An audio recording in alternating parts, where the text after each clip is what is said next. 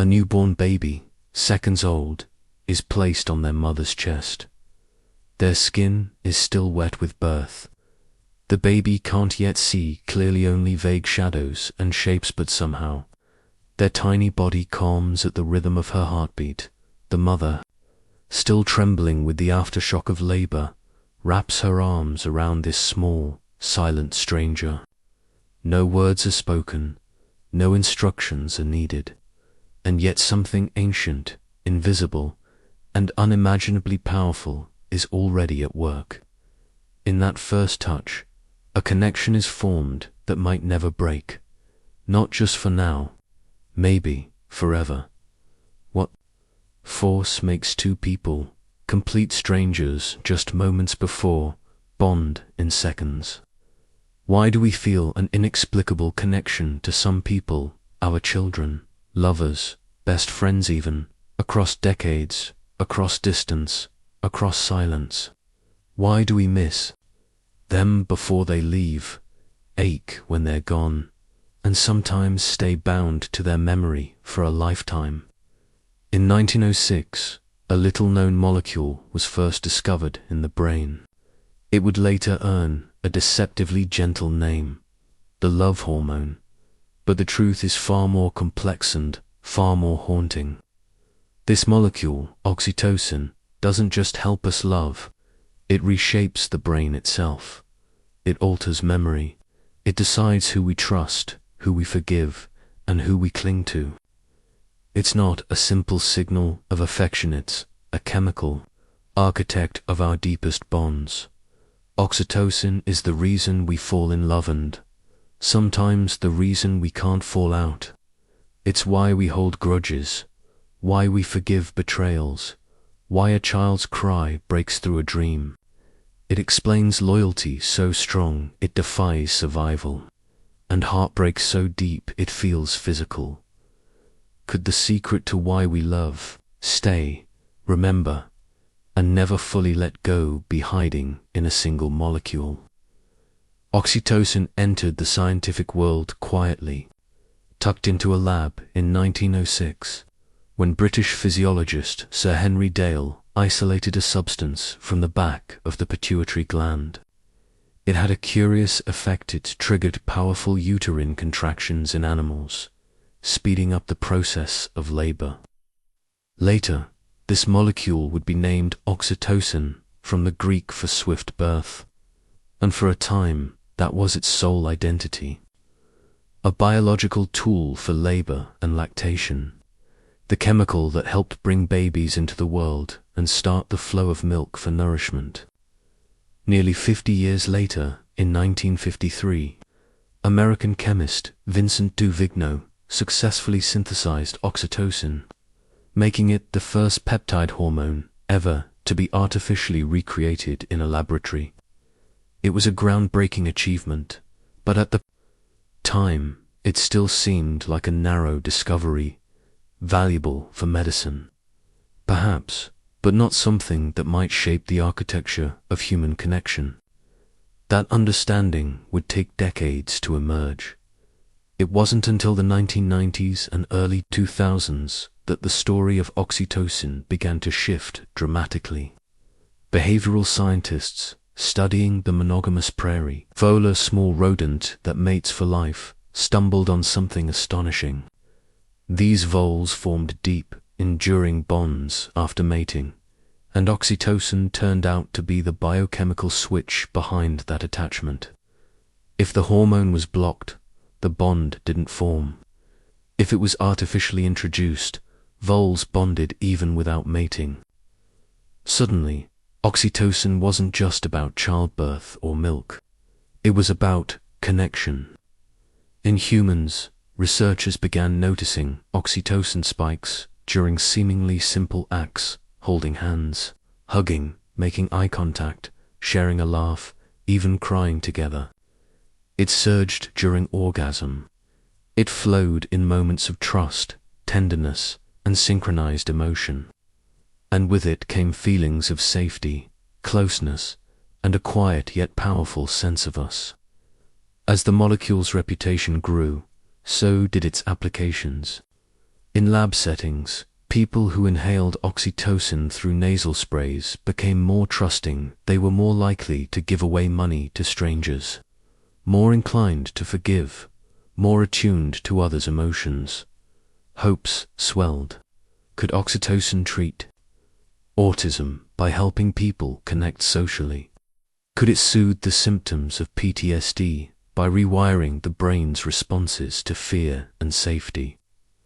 Could it reduce social anxiety, mend fractured relationships, even help couples rekindle fading intimacy? The hormone, once thought of as strictly maternal, was now being imagined as a medicine for the modern emotional mind. But the deeper scientists looked, the more complicated oxytocin became. It didn't just make people warm and fuzzy, made them loyal, intensely loyal. And that loyalty didn't always align with ethics, truth, or well-being. In one study, oxytocin increased people's tendency to favor their own group and discriminate against outsiders. It amplified social memory, especially around emotionally charged experiences. In some cases, it made people more forgiving toward those who had harmed them, strengthening bonds even when those bonds were toxic. It showed up in the trauma loops, between abuser and victim, in the unwavering devotion of cult members to charismatic leaders, in the unbreakable camaraderie among soldiers who had faced death together. Oxytocin, it seemed, didn't know the difference between love and trauma, between safe and unsafe. It simply bonded. And that's the core revelation. Oxytocin isn't just the love molecule, it's the bond molecule. It exists to create durable social connections, because, in evolutionary terms, connection meant survival. But in the modern world, those connections can become cages. When the brain latches on to someone through shared joy, shared pain, physical closeness, or emotional vulnerability, oxytocin cements that link, and it doesn't let go easily. This is why we stay in relationships long after they've turned harmful. Why we grieve so intensely when someone leaves or dies. Why letting go of love, even logically necessary love, feels like tearing the soul from the body. So what happens when this ancient molecule does what it's designed to do, but the world around it changes? What happens when oxytocin binds us to the wrong people, the wrong memories, the wrong futures? What happens when a bond forged in trust becomes a source of fear, loss, or confusion? The answers are not just psychological. They're biochemical, because the connections we can't shake, the loyalties we can't explain, the heartbreaks we never fully heal from may not be failures of will or strength. They may be the lasting imprint of a single molecule doing exactly what it evolved to do. In 2011, a groundbreaking study by Dutch psychologist Carsten de Drew cracked open the comforting myth of oxytocin as a universal agent of love. His findings were unsettling. When subjects inhaled oxytocin and were then asked to make moral decisions, as whether to sacrifice one person to save 5, something strange happened. Their answers changed based on group identity.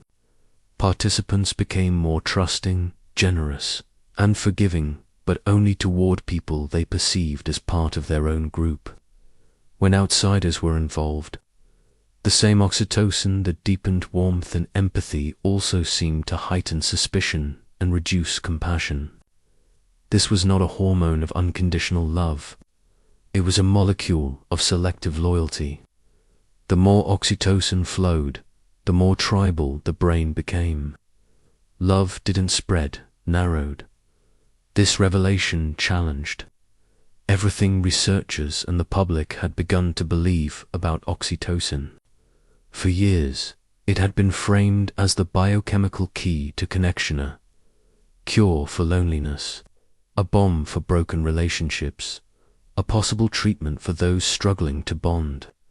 But now it seemed that oxytocin's function wasn't to make us universally kind, it was to make us loyal to some, and protective, sometimes violently so, against others.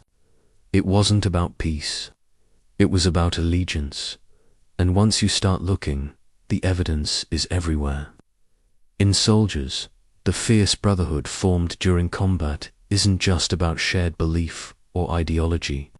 It's about oxytocin released under intense emotional stress. In that crucible, the hormone forges unbreakable bonds, sometimes stronger than familial ties. But those same bonds can also lead to hardened lines between us and them, fueling mistrust, dehumanization, and even hatred of the enemy. In motherhood, oxytocin is essential. It helps a mother recognize, respond to, and protect her infant. But it also seems to trigger a sharp defense of that child, and in some cases, aggression toward perceived threats. Even romantic love, often idealized as the highest human emotion, can take a dark turn. Oxytocin creates emotional fusion. It makes two people feel like one. But when a relationship turns abusive or manipulative, oxytocin doesn't necessarily fade. It can instead trap someone in a cycle of longing, guilt, and chemically reinforced attachment. The dilemma is profound. The very hormone that helps us love may also make us blind. It binds us to our families, partners, communities, and yet that same bond can limit our empathy for outsiders, cloud our judgment, or keep us tethered to what we should let go. Oxytocin does not ask whether a bond is healthy. It does not distinguish between safe and dangerous. It simply holds tight. It's a survival tool, evolved in a world where tight-knit tribes increased chances of staying alive. But in our modern world, with its complexity, diversity, and blurred social boundaries, this same molecule may sometimes steer us wrong. We thought oxytocin made us loving, but maybe it makes us loyal. And loyalty, while beautiful, can also be blinding. As the science of oxytocin deepens, so too does the unease that surrounds its power. What began as a biological curiosity, an obscure hormone tied to childbirth, has become one of the most ethically fraught tools in neuroscience and psychology. Oxytocin is no longer just a molecule.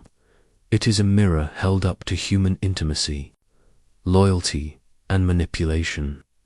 And the questions it raises are no longer confined to the lab.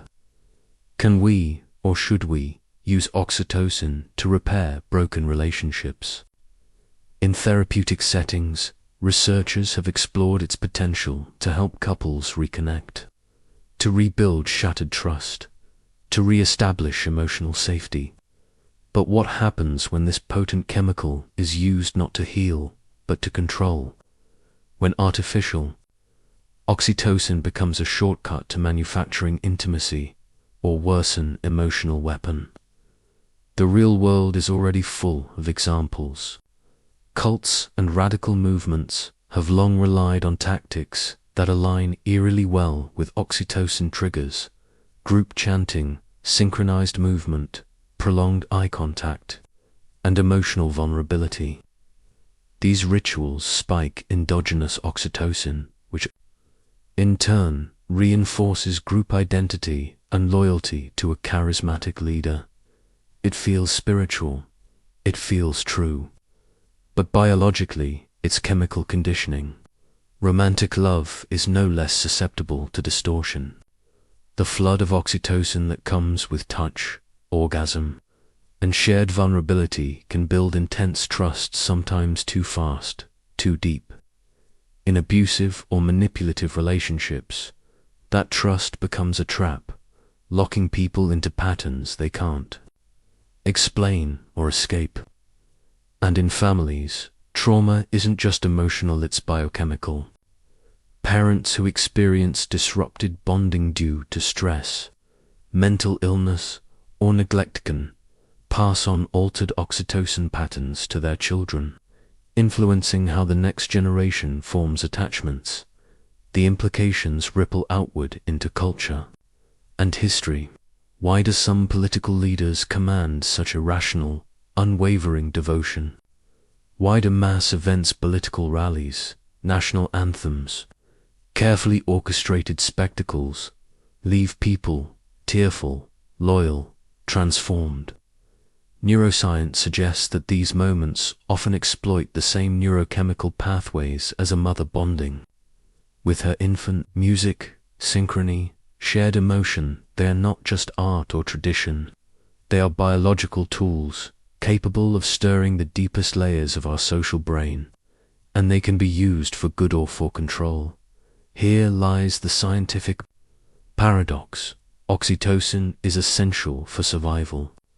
Without it, infants fail to bond, children don't thrive, and adults drift into emotional isolation. It is foundational to human connection.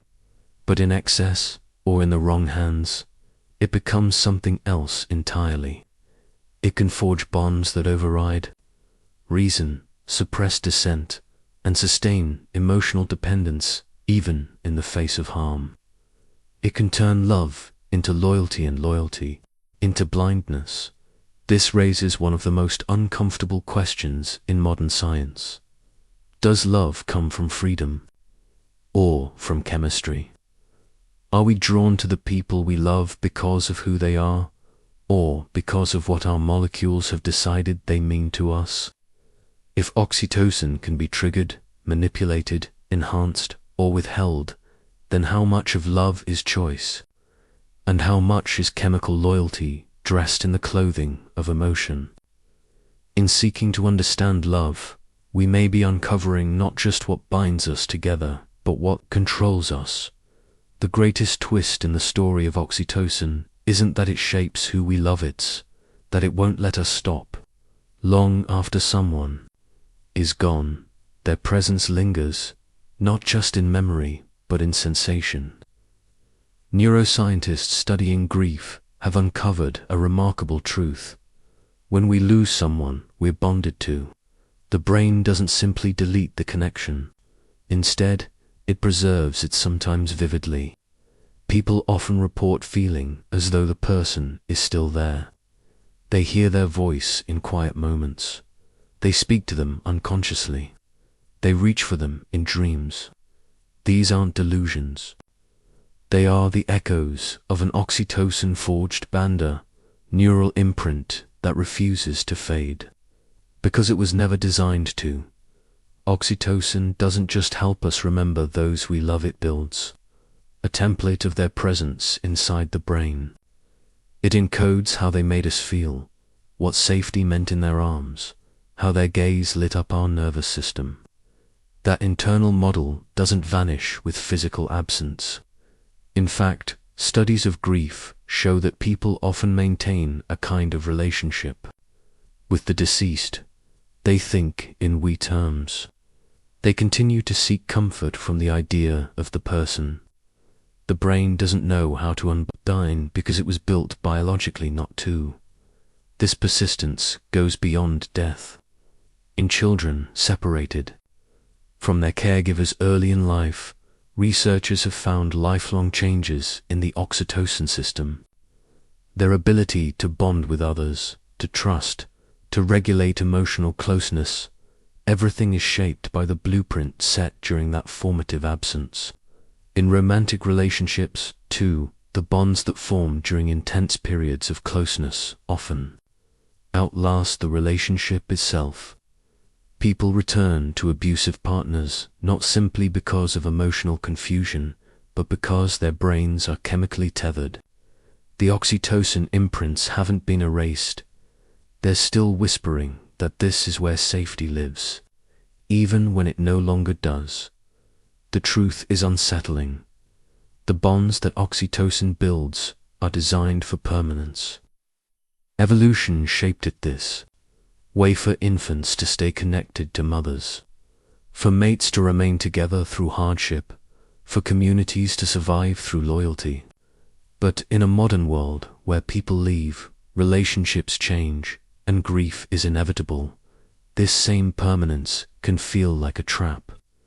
Time and distance, logic and pain, none of it guarantees release, because oxytocin isn't just a hormone of connection, it's a sculptor of the brain. And once it has carved someone into us, that shape remains. This is the final revelation. The bond outlasts the presence. We think of love as fragile, fleeting, but chemically it is anything but. The people we love leave behind more than memories. They leave traces written into our nervous system, and those traces don't vanish when they walk away or even when they die. The connection continues, often in silence, often unconsciously, not as longing, but as structure. The very architecture of how we feel safe, how we love again, how we grieve, remains shaped by bonds that time cannot easily undo in the end. Oxytocin is not a love drug, is something far more intricate and profound. Modern neuroscience now sees it as a modulator of salience, a chemical that intensifies our attention, our emotional focus, and our memory of certain people, experiences, or social signals. It doesn't tell us what to feel. It tells us who and what to care about. In this way, oxytocin enhances emotional memory, but not moral judgment. It doesn't distinguish between safe and unsafe, healthy or toxic. It simply strengthens the bonds we form in moments of vulnerability, closeness, or emotional intensity. This makes it powerful, but it also makes it unpredictable. Today, scientists understand that context is everything. Oxytocin can promote trust, empathy, and closeness, but only in environments where safety and reciprocity are already present. In threatening or divided contexts, it can just as easily intensify fear, mistrust, and in group loyalty at the expense of outsiders. Even more revealing, our early attachment experiences shape how oxytocin functions in our lives. Children who grow up with secure, loving caregivers tend to have oxytocin systems that support healthy intimacy. Those with disrupted or traumatic early bonds may have systems that are hyperactive or blunted, leading to challenges in forming or maintaining relationships later in life. But the brain remains plastic. These systems are not fixed. They can be reshaped. This is where hope enters the story. Researchers are now exploring oxytocin-based therapies for trauma recovery, especially in cases where attachment has been disrupted by neglect, loss, or abuse. Trials are testing how guided emotional experiences, often paired with oxytocin administration, can reopen the social brain to new forms of connection. Parenting programs around the world are emphasizing skin-to-skin contact between caregivers, and infants not just for warmth, but to re-establish the natural rhythms of attachment and oxytocin signaling. And remarkably, practices like compassion, meditation, and communal ritual have been shown to increase natural oxytocin release, helping people retrain their capacity for empathy and emotional regulation. The takeaway is not that oxytocin is dangerous, or even that it's purely chemical. It's that this molecule, like love itself, is context-dependent. It can bind us blindly, or it can help us heal. It can reinforce trauma, or it can build trust. It all depends on how we understand and guide it, with care, ethics, and self-awareness. Oxytocin becomes more than just a primitive survival tool. It becomes a way to rewire the heart after it's been broken, a bridge to those we've lost, a thread that, even across silence and time, allows us to find safety again in human connection. The bondmaker can be a healer if we learn to use it wisely. An elderly woman sits alone by the window, a soft breeze brushing the edges of a faded curtain. In her hands, she holds a worn photograph, its corners curled, the ink slightly faded. With time, she traces the outlines of a familiar face with her fingers, not out of grief, but with a quiet, enduring warmth. She smiles, not because she's lost in the past, but because, deep in her nervous system, that bond still lives. The circuits built by oxytocin decades ago still fire, quietly, faithfully.